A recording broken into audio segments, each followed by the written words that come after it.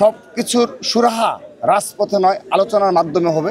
আমরা ছাত্র সংগঠন হিসাবে শিক্ষা প্রতিষ্ঠান ভিত্তিক আমাদের কার্যক্রম অব্যাহত রয়েছে।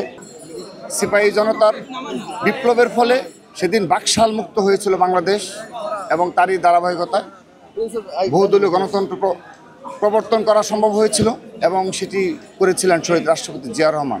তারই ধারাবাহিকতায় বিগত ফ্যাসিস্টদের আমলেও এই 17.5 বছর বিএনপির নেতৃত্বেই এদেশে আবারও গণতন্ত্র পুনরুদ্ধার প্রতিষ্ঠার লড়াইয়ের সংগ্রাম অব্যাহত ছিল, এবং তার পূর্ণতা লাভের ধারপ্রান্তে আমরা রয়েছি।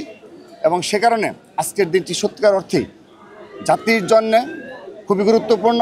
এবং এই দিনে আপনি দেখেন যে শুধুমাত্র বিএনপির নেতাকর্মী নয়, সাধারণ জনগণের ঢল নেমেছে এই শহীদ রাষ্ট্রপতি জিয়া রহমানের সমাধিতে।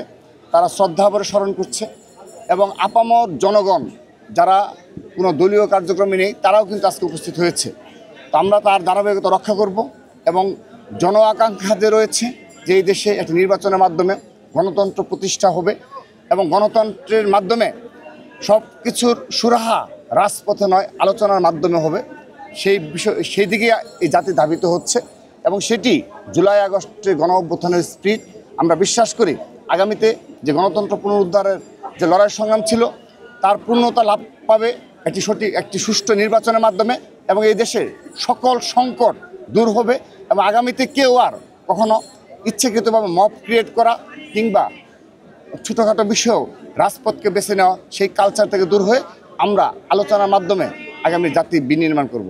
আমরা ছাত্র সংগঠন হিসাবে শিক্ষা প্রতিষ্ঠান ভিত্তিক আমাদের কার্যক্রম অব্যাহত রয়েছে।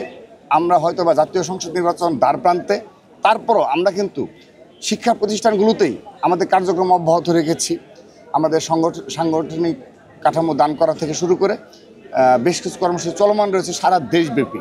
তারপর যেহেতু জাতীয় নির্বাচন, সেখানে তরুণ প্রজন্মের প্রতিনিধি হিসাবে এবং দীর্ঘদিন যাবৎ যারা ভোট দিতে পারেনি, জীবনের প্রথম ভোট তারা সমর্থন করতে পারবে, তারা খুবই উচ্ছ্বসিত।